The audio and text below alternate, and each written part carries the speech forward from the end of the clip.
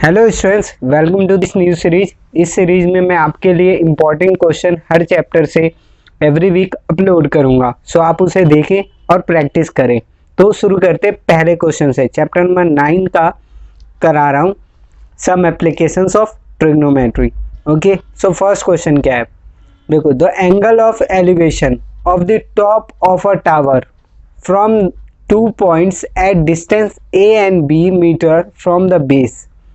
ठीक है, जो एंगल ऑफ एलिवेशन है एक टावर का, वो देखा जा रहा है कहाँ से, 2 पॉइंट्स जो कि ए मीटर और बी मीटर के डिस्टेंस पे है from the base of that tower. यहाँ पे डायग्राम मैंने बनाया है, ये टावर का बेस हो गया, ये टावर हो गया BC, और ये जो है बेस से एक D पॉइंट है और एक A पॉइंट है जो कि A और B मीटर के डिस्टेंस पे है।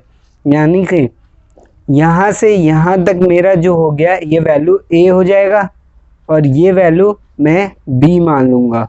ओके, B मीटर के डिस्टेंस पे है। उसके बाद क्या बोला है, from the base and in the same straight line with it are complementary and complementary. अब इसका मतलब क्या होता है कॉम्प्लीमेंट्री एंगल, वो देखो क्या है, बेस सेम बेस पे जब ये एंगल और ये एंगल फॉर्म हो रहे हैं, जब ये कॉम्प्लीमेंट्री होते हैं तो इन दोनों का जो सम होता है वो 90 के इक्वल होता है। तो मैं एक को थीटा मान लेता हूँ, दूसरा क्या हो जाएगा 90 माइनस थीटा। ये कुछ ऐसे समझ सकते हो, θ1 प्लस θ2, ये क्या हो गया 90 होता है। तो θ1 जो है ये 90 माइनस θ2 है। यहाँ पे मैंने इसको थीटा बोला है तो दूसरा क्या हो जाएगा 90 माइनस थीटा हो जाएगा। Okay, prove that the height of the tower is √AB metres. हमें बोला है कि ये प्रूव करके दिखाओ height of the tower.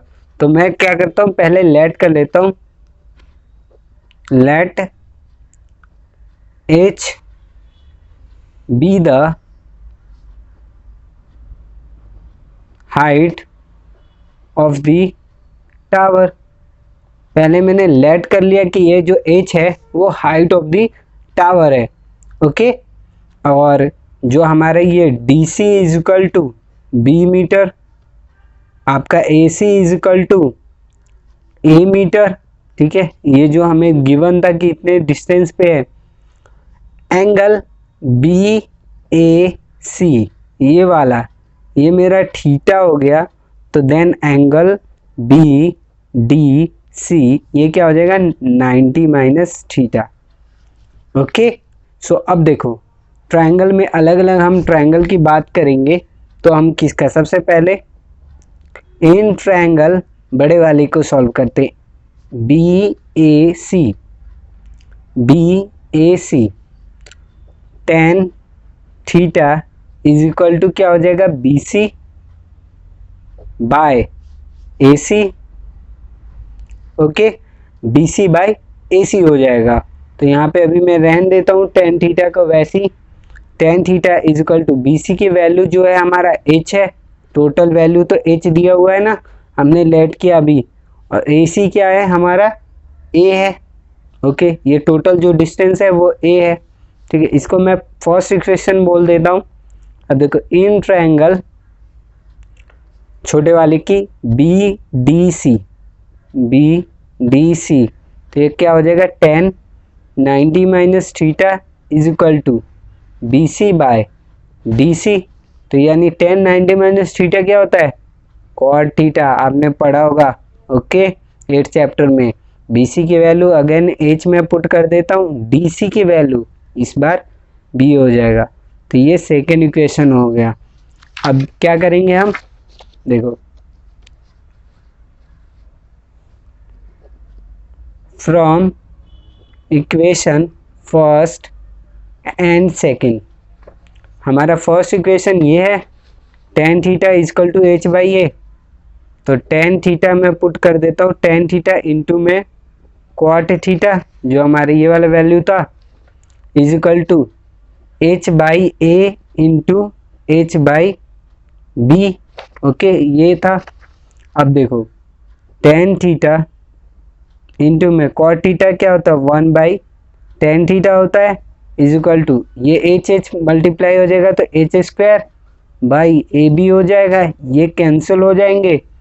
1 is equal to H square by A B. तो यहाँ पे ए बी आ जाएगा H square under root A B is equal to H. यही हमें प्रूव करना था कि हाइट ऑफ दी जो टावर है ये आपका अंडर रूट ए बी है। Okay, A B metre. तो हमने यहाँ पे प्रूव कर दिया। नाउ अब क्वेश्चन नंबर 2 की बात करते हैं। तो देखो ये क्या है, from the top of a building, एक बिल्डिंग के टॉप से जो कि 60 मीटर हाई है, the angle of depression of the top and the bottom of a tower जो are observe to be 30 and 60। यानी एक बिल्डिंग के टॉप पे से देखा जा रहा है एक टावर के टॉप को और बॉटम को, तो एक बार 30 बन रहा है और दूसरे टाइम 60 बन रहा है। अब ध्यान से देखो डायग्राम कैसे बनेगा। ये मैंने बिल्डिंग मान लो, ये बिल्डिंग बन गया। ओके, और ये ग्राउंड हो गया हॉरिजॉन्टल लेवल। ये मैंने जो टावर है केबल टावर वो मैंने बना दिया, और यहाँ से देखा जा रहा है बिल्डिंग टावर के टॉप को एक बार, और एक बार इसके बॉटम को, इस वाले पोर्शन को। तो जब यहाँ पे बन रहा है तो ये फॉर्म कर रहा है 30 डिग्री, और जब बॉटम को देखा जा रहा है तो ये यहाँ पे फॉर्म हो रहा है 60 degree. Okay, height of the tower क्या है, सॉरी बिल्डिंग, ये हमारा 60 मीटर दिया हुआ है। ओके, ये जो है आपकी वैल्यू ये 60 मीटर ऑलरेडी दी हुई है। हमें क्या फाइंड करना है कि find the height of the tower. ये जो टावर है इसकी हाइट कितनी होगी ये हमें फाइंड आउट करनी है। तो पहले मैं नेमिंग कर देता हूँ ए बी सी डी, और इस वाले पॉइंट को ई बोल देता हूँ। तो यहाँ पे लेट करो, लेट, यहाँ पे आंसर 2 लिख देता हूँ ताकि आप बाद में स्क्रीनशॉट लो तो कंफ्यूज ना हो जो किसका कौन सा था। तो let A B be the building, okay, C D जो है ये क्या है आपका टावर। आप यहाँ पे प्रॉपर लिखना C D is equal to tower, और सी डी को मैं एच मीटर लेट कर ले रहा हूँ। मुझे नहीं पता तो मैं अपने आप इसको एच बोल दे रहा हूँ, बाद में इसकी वैल्यू फाइंड आउट कर लेंगे। इसके अलावा जो ये सी बी है ये एक्स हो जाएगा, और ये डी है ये भी एक्स हो जाएगा, ये तो वैल्यू सेम रहती है। ओके, मैं इसको लेट कर ले रहा हूँ। तो यहाँ पे लेट कर लिया C B is equal to D E. जो ये सी बी है ये डी ई के इक्वल है जो कि है एक्स मीटर। ठीक, अब देखो बहुत इजी हो जाएगा। In triangle A C B, A C B. Okay, अच्छा एक और चीज उसके पहले जो हमने ये लेट किया है, तो ये ओवरऑल तो ये 60 क्वेश्चन में गिवन है टोटल, बट जब हम इस ट्रायंगल की बात करेंगे तो इसके लिए कोई एग्जैक्ट मतलब वैल्यू नहीं है परपेंडिकुलर की, तो हम इसको कर लेते हैं सॉल्व। ठीक है, इतनी वैल्यू ये हमारा हो जाएगा 60 माइनस एच, क्यों टोटल 60 है, इतना एच है तो इतना भी वही सेम वैल्यू होगा। तो ये जो बच गया है 60 में से जो माइनस होगा एच की वैल्यू वही होगा ना, दैट्स वाई हम यहाँ पे पुट कर देंगे 60 माइनस एच इसकी मानेंगे। तो ए सी बी, ठीक, 10 60 is equal to A B, perpendicular by base होता है ना, आपने पढ़ा होगा 8th चैप्टर में या 9th चैप्टर के जो मेरे प्लेलिस्ट उसमें भी बताया बहुत बार। तो A B by C B, यहाँ पे सी बी पुट करते हैं। 10 60 की वैल्यू जो होती है अंडर रूट 3, ए बी की वैल्यू यहाँ पे 60 दिया हुआ है क्वेश्चन में, और इसको हमने x माना ही है। तो x इज इक्वल टू कितना हो जाएगा 60 बाय अंडर रूट 3 मीटर। तो इसको हम फर्स्ट इक्वेशन बोल देते हैं। अब देखो दूसरे में, in triangle A D E, A D E यहाँ पे हो जाएगा 10 30 is equal to A E by D E. तो 10 30 हमारा होता है 1 by root 3 is equal to A E. अब यहाँ पे आ गया 60 माइनस एच, जिसकी मैं बात कर रहा था कि हमें वो करना पड़ेगा। इसकी वैल्यू परपेंडिकुलर की वैल्यू 1 होगा। ये x मैंने यहाँ पे लेट पुट कर दिया डी ई की value.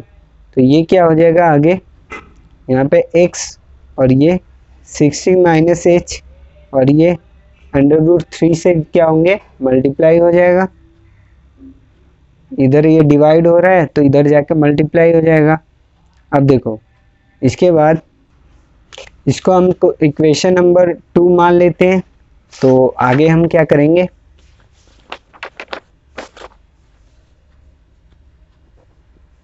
From equation first and second, दोनों इक्वेशन से क्या हमें मिलता है।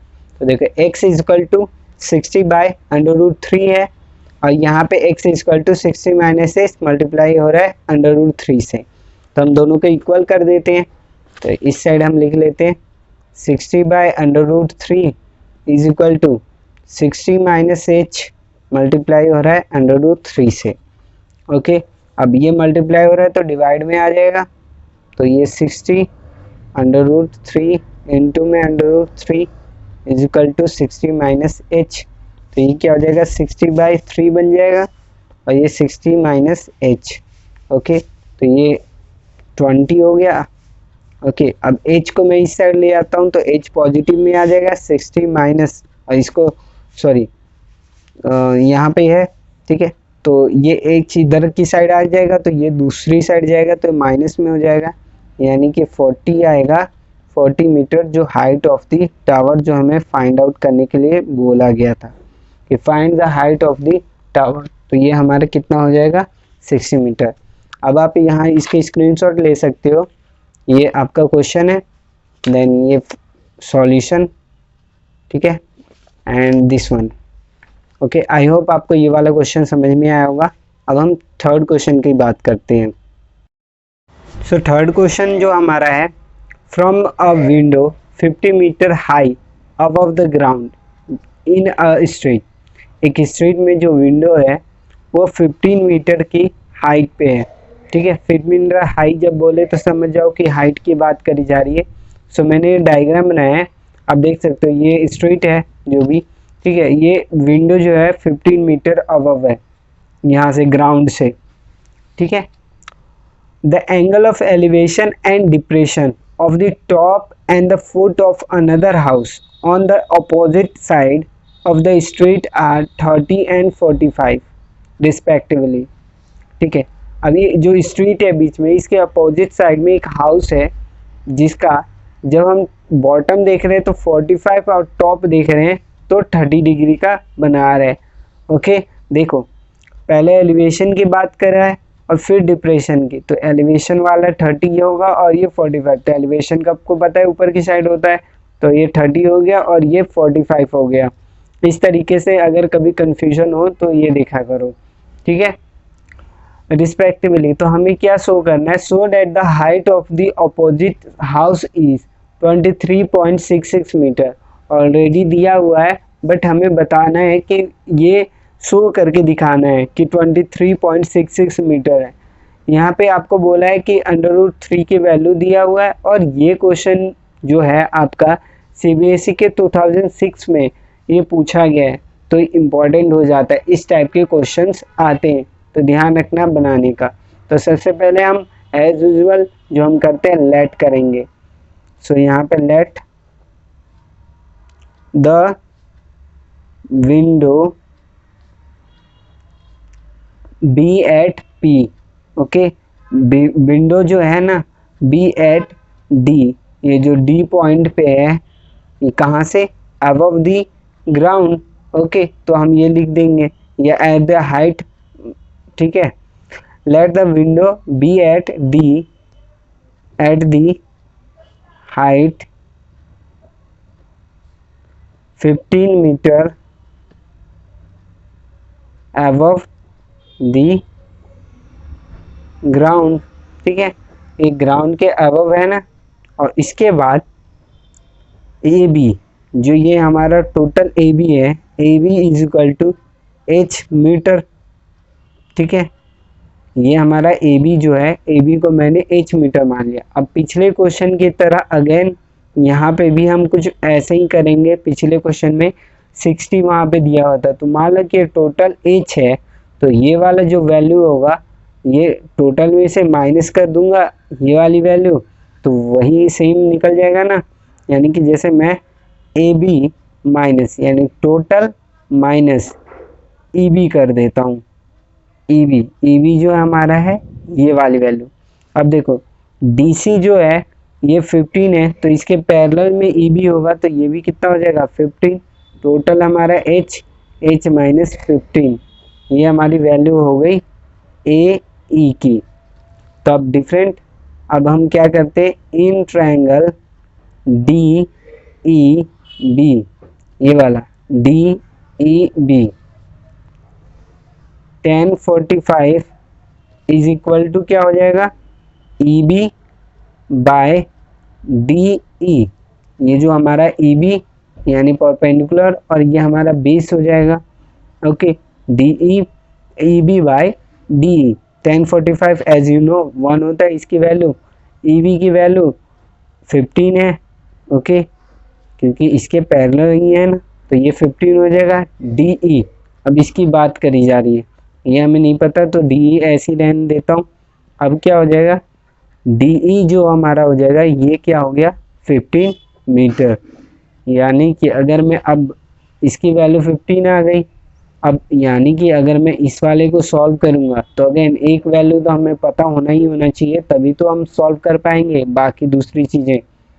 ठीक है, सो अब इसके लिए तो ऊपर वाले के लिए ग्राउंड हो गया, तो ये हमें पता चल गया। तो अब in triangle A D E, A D E, ये हमारा क्या हो जाएगा 1030 is equal to A E by D E, तो 1030 1/√3 हो जाता है। ए ई जो हमारा है हमें अभी नहीं पता, तो हमने यहाँ पे सॉल्व किया था A E H minus 15, okay H minus 15 upon में जो अभी हमने फाइंड आउट किया डी ई की वैल्यू 15, तो हम 15 यहाँ पे पुट कर देता हूँ। अब इधर ये चला जाएगा 15/√3 और इज इक्वल टू क्या हो जाएगा एच माइनस 15। ओके, अब यहाँ पे हम सॉल्व करेंगे। अब इस साइड तो ये माइनस में है तो दूसरी साइड जाके क्या हो जाएगा प्लस में हो जाएगा। तो देखो ये हमारा 15/√3 plus 15 is equal to H आया। यहाँ से कैलकुलेशन थोड़ा सा आपका ट्रिकी हो जाता है कि कैसे हम सॉल्व करेंगे। तो ये देखना, मैं क्या करता हूँ ये 15/√3 जो है इसको मल्टीप्लाई कर देता हूँ √3 से, ये प्लस का 15 वैसे ही है इज इक्वल टू एच। तो अब ये क्या आ जाएगा 15/√3 मल्टीप्लाई होगा तो अपॉन में 3 प्लस में 15 इज इक्वल टू एच। अब ये कैंसिल हो जाएगा तो ये 5 आ जाएगा, 5/√3 प्लस 15 इज इक्वल टू क्या हो गया हमारा एच। अब 5/√3 की वैल्यू बोला था क्वेश्चन में 1.1732 प्लस में ये 15 हो जाएगा। तो अब ये क्या आ गई वैल्यू हमारी एच की। अब ये देखो जो क्वेश्चन में हमें बोला था कि सॉल्व करेंगे तो उसका टोटल उतनी वैल्यू आनी चाहिए। तो जब आप इसको मल्टीप्लाई करोगे ओके और सॉल्व करोगे तो आपकी कुछ वैल्यू जो होगी वो इक्वल आएगी 23.66 के, जो कि हमें प्रूव करना था। नाउ क्वेश्चन नंबर 4 को देखते हैं। देखो an aeroplane when flying at a height of 4000 metre from the ground, ठीक है एरोप्लेन है, ठीक है वो फ्लाई कर रहा है 4000 metre from the ground, passes vertically above another aeroplane at an instant when the angle of elevation of the 2 points from the same point on the ground are 60 and 45 respectively। देखो simple सा meaning बोल रहा है कि जो एक aeroplane है वो 4000 मीटर ग्राउंड के ऊपर फ्लाई कर रहा है, बट सडनली वो एक दूसरे एरोप्लेन के ऊपर जैसे आ जाता है, ठीक है और जब ये देखा जाता है ग्राउंड के सेम एक ही पॉइंट से, तो एक पे 45 का बन रहा होता है एंगल ऑफ एलिवेशन और दूसरे वाले पे 60 का एंगल बन रहा होता है। तो अब आगे क्या बोला है कि find the vertical distance between the aeroplanes at that instant, यानी जिस समय वो एक दूसरे के वर्टिकली आए होंगे, ठीक है एक जैसे बी के अबव ये ए आया होगा जिस पॉइंट पे, तो उनके बीच में जो डिस्टेंस है वो कितना होगा, ये हमें प्रूव करना है, ये फाइंड आउट करना है। अब देखो ये क्वेश्चन इंपॉर्टेंट भी है क्योंकि 3 बार आ चुका है। देखो 2008 में आया, बच्चों ने सोचा होगा कि ऐसा नहीं आएगा, बट एग्जैक्ट वही क्वेश्चन 2009 में भी आया और फिर कुछ सालों बाद 2016 में भी आया। तो इस टाइप का क्वेश्चन आपको सजेस्ट करूंगा कि एनसीईआरटी का जो क्वेश्चंस है ना वो अच्छे से करना, एग्जाम्पल जो उसके हैं वो भी बहुत अच्छे से करना, और इससे आइडिया आ जाएगा कि इस टाइप से क्वेश्चन आएगा तो मुझे ये पहले करना है, ये फाइंड आउट करना है। और इसमें भी देखो हमें जो है फाइंड आउट करना है ए बी के बीच का डिस्टेंस। ओके, तो सबसे पहले लेट कर लेते हैं एज यूजुअल, ठीक है, as usual. Okay, so let A and B, ठीक है, ए और बी जो है हमारा आपका पोजीशन हो गया। ए और B are the position of 2 aeroplane, ठीक है। ये जो ए और बी जो है हमारा ये पोजीशन हो गया 2 एरोप्लेन का। अब देखो ये वाले छोटे वाले की बात करते हैं इन ट्रायंगल की। वैसे जो हमें फाइंड आउट करना है ए बी जो हमारा हो जाएगा ए सी माइनस अगेन पहले की तरह बी सी, टोटल ए सी, उसमें से ये माइनस कर दूंगा तो ये मेरा आ जाएगा ए बी। ओके, तो ये हमें फाइंड आउट करना है। अब देखो इन ट्रायंगल, अच्छा एक और चीज़, जब भी अगर 2 एंगल ऐसे या फिर जितने 3 जो भी दिए हो तो हमेशा ट्राई करो कि 45 वाले का पहले फाइंड आउट कर लेना।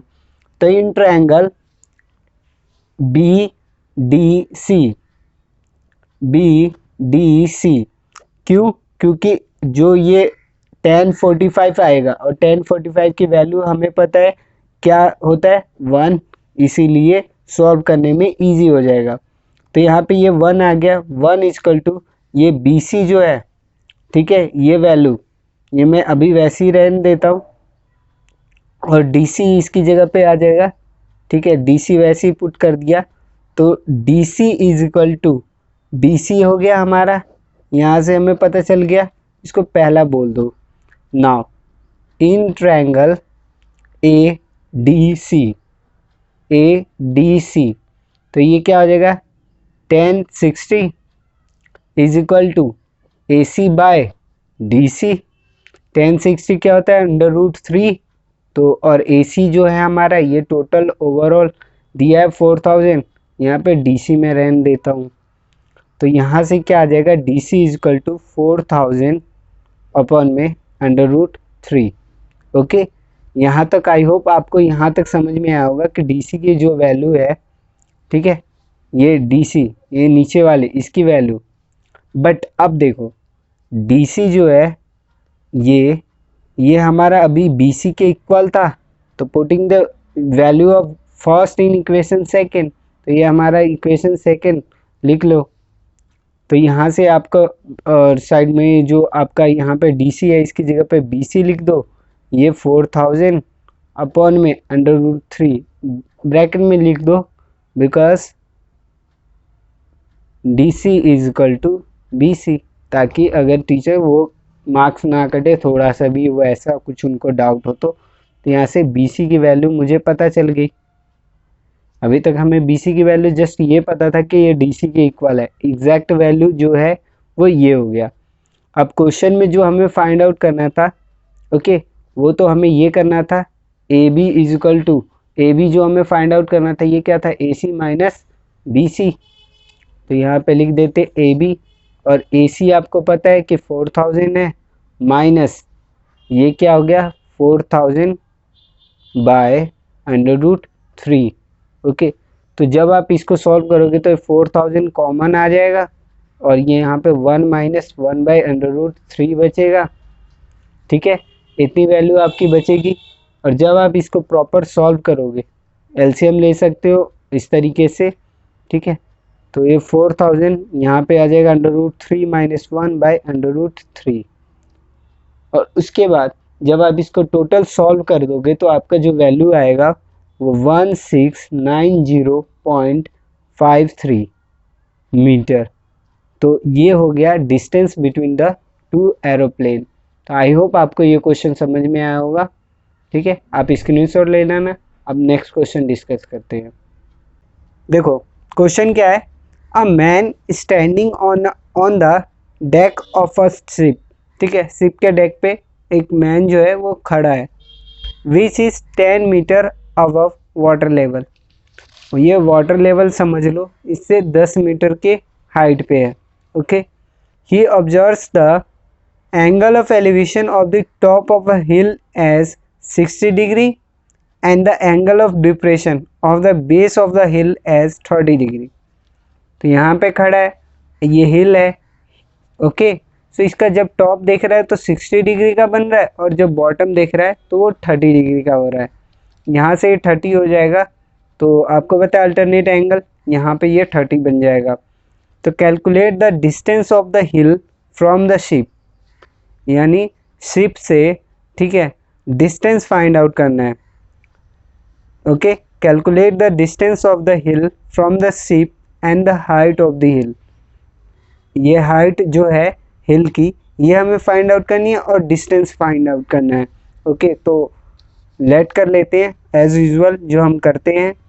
ठीक है, लेट, यहाँ पे मैं नेमिंग दे देता हूँ। सबसे पहले A B C D and ई।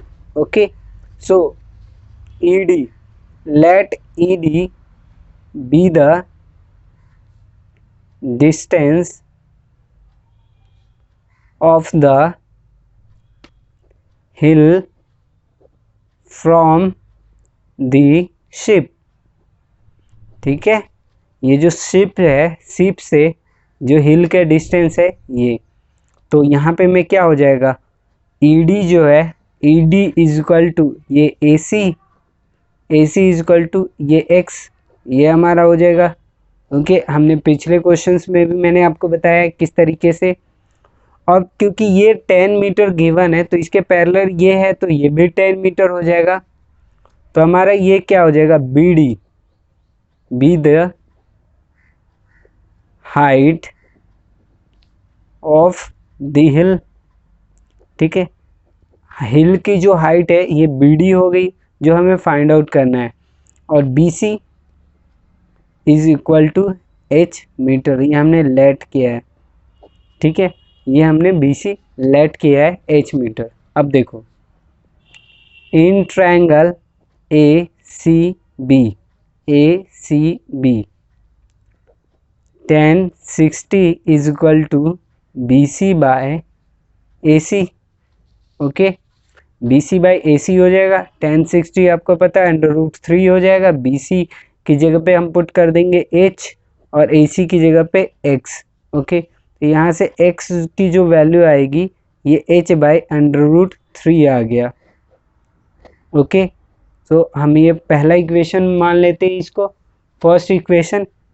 उसके बाद इन ट्रायंगल AED, ये छोटे वाले ट्रायंगल की बात कर रहे हैं, तो यहाँ से हमारा क्या हो जाएगा, 1030 is equal to AE by ED। 1030 1 by √3 हो जाएगा। AE ये 10 है और ED जो है हमारा X है, तो यहाँ से हमें X की वैल्यू कितनी आ गई, 10√3 मीटर। Okay, 10√3 metre. अब अगले क्वेश्चन में हम क्या करेंगे, मतलब आगे के पोर्शन में सिंपल सी बात है, putting the value of X in equation first, जो ये X की वैल्यू है फर्स्ट इक्वेशन में पुट कर दो। तो X 10√3 आ गया, H बाई √3 मल्टीप्लाई कर दो यहाँ से, तो ये क्या आ जाएगा, 10√3 multiplied by √3 is equal to H। तो यहाँ पे क्या हो जाएगा, 10 into 3 is equal to H, यानी 30 मीटर। ये क्या हो गया, H की वैल्यू। एच की वैल्यू क्या होगी 30 मीटर। ये था, हमने एच मान लिया था, बट हमें जो हाइट ऑफ द हिल वो क्या है, बी डी हमें फाइंड आउट करना है। तो B D is equal to क्या हो जाएगा हमारा, B C plus C D, B C plus C D. तो बी सी अभी जो हमने एच लेट किया है ये 30 है, 30 प्लस 10, यही हमने लेट किया था ना इसी को, एच बी सी को, और ये 10 ये गिवन था, इसके पैरेलल है, तो यानी कि ये कितना आ जाएगा 40 metre. Okay, so B D is equal to 40 metre. तो हाइट ऑफ द हिल क्या हो गया 40 मीटर, और जो डिस्टेंस हमें फाइंड आउट करना था वो क्या हो गया 10√3 मीटर, ये एक्स की वैल्यू। तो distance between the ship and the hill is 10√3, और this height of the hill is equal to 40 metre. Okay.